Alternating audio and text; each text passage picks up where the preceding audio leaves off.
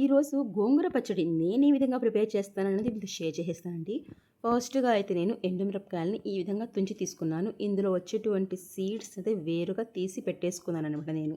ఎందుకంటే ఆ సీడ్స్ కూడా వేసేసామనుకోండి అవి తొందరగా మాడిపోతాయి కాబట్టి. ఇక్కడ ఎండుమిరపకాయలని లైట్‌గా డ్రై రోస్ట్ అయితే చేస్తున్నాను. ఆయిల్ అయితే అస్సలు వేయలేదండి.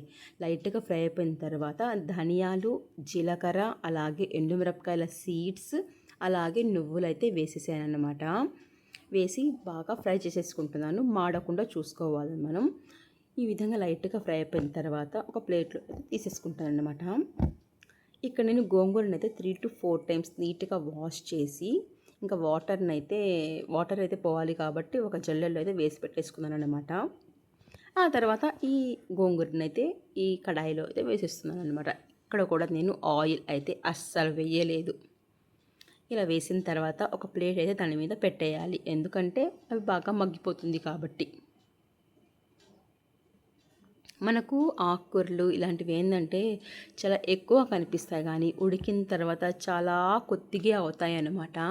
సో ఇక్కడ మధ్యలో ఏంటంటే కలుపుకోవాలన్నమాట. ఎందుకంటే మనం ఆయిల్ కూడా వేయలేదు కాబట్టి కింద మాడకుండా ఉంటుంది. ఇందులో వచ్చేటువంటి వాటర్ వల్లే ఏంటంటే అది అంతగా అంటుకోకుండా ఉంటుందండి. బట్ మధ్యలో కలుపుకుంటూ ఉండాలి. ఇక్కడ నేను కొద్దిగా పసుపు యాడ్ చేశాను. అలాగే కొద్దిగా చింతపండు అయితే యాడ్ చేశాను. చాలామంది చింతపండు యాడ్ చేయరు, కొద్దిమంది యాడ్ చేస్తారు. అనేది యాడ్ చేసుకుంటున్నానండి. ఇలా వేసిన తర్వాత కూడా కాసేపు మూత అయితే పెట్టానమాట. ఒక 2-3 మినిట్స్ తర్వాత ఏంటంటే ఈ విధంగా కలుపుకుంటూ ఉంటే మన గోంగూర చాలా అంటే చాలా ఫాస్ట్గా అయితే మగ్గిపోతుందన్నమాట. ఇంకా ఈ మగ్గిపోయిన గోంగూరను అయితే ఇంకా సైడ్లో పెట్టేసుకోవాలి. ఇంకా ఇది చల్లారిన తర్వాత ఎండుమిరపకాయలు మిక్సీలో పట్టుకుంటాం కదండి, అప్పుడే నేను ఉప్పు అనేది యాడ్ చేసేసుకున్నాను. సాల్ట్ అయినా ఉప్పు అయినా. ఆ తర్వాత గోంగూర వేసి కొద్దిగా పల్స్ ఇచ్చుకుంటే సరిపోతుంది. మరీ ఎక్కువ మెత్తటి పేస్ట్లా చేసుకోకూడదు, బాగుండదనమాట. మిక్సీ అయితే పట్టేసుకుని సైడ్ పెట్టేసుకున్నానండి. ఇక్కడ కొద్దిగా ఆయిల్ తీసేసుకున్నాను. పచ్చెనగపప్పు అలాగే మినప్పప్పు అయితే వేసేసాను అనమాట. ఇవి కొద్దిగా లైట్గా ఫ్రై అయిపోయిన తర్వాత ఆవాలైతే యాడ్ చేసుకుంటాను. ఎందుకంటే ఇవి కొద్దిగా లైట్గా ఫ్రై అవ్వడానికి కొద్దిగా టైం పట్టిద్ది కదా, సో అందుకు ఇక్కడ ఆవాలు అయితే యాడ్ చేశాను. ఆవాలు కూడా యాడ్ చేసిన తర్వాత ఇంకా ఎండుమిరపకాయలు కూడా యాడ్ చేస్తానన్నమాట.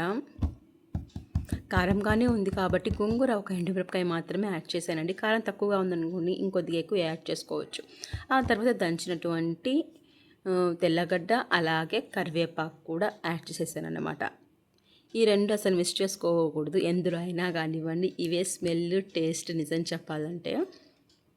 ఇవి కూడా బాగా ఫ్రై అయిపోయిన తర్వాత మనం ఫ్రై చేసుకున్నటువంటి కాదు, మిక్సీ పట్టుకున్నటువంటి గోంగూరని అయితే యాడ్ చేసేస్తున్నాను అనమాట. ఇందులో చాలామంది టొమాటోస్ కూడా యాడ్ చేసుకుంటారండి. లైట్గా ఫ్రై చేసుకొని వేసుకుంటారు. ఫస్ట్లో నేను అలాగే చేసేదాన్ని. ప్రెజెంట్ అయితే నేను టొమాటోస్ అయితే వేయట్లేదన్నమాట. అది మన ఇష్టం. టొమాటోస్ కూడా యాడ్ చేసుకోవచ్చు, టొమాటోస్ కూడా వద్దనుకోవచ్చు. బట్ మా బాబుకి ఏంటంటే ఇలా టొమాటో వేయకుండా ప్రిపేర్ చేసినటువంటి గోంగూర మాత్రమే నచ్చుతుంది కాబట్టి ఇలాగే ప్రిపేర్ చేసుకుంటున్నాను. సో అది ఇంకా మీకు సాల్ట్ ఏమైనా తగ్గితే మనం యాడ్ చేసుకోవచ్చు. ఇక్కడ నేను ఎండుమిరపకాయలు మిక్సీ పట్టినప్పుడు ఏం చేస్తానంటే కొద్దిగా ఎండుమిరపకాయల పొడి ఏంటంటే సైడ్ తీసి పెట్టుకుంటానండి. ఎందుకంటే కారం తక్కువగా ఉందనుకోండి కలిపేసుకుంటారనమాట. ఇక్కడ మనం కలిపేసుకోవచ్చు. సో అది టేస్ట్ నిజంగా సూపర్ అంటే సూపర్ అనమాట.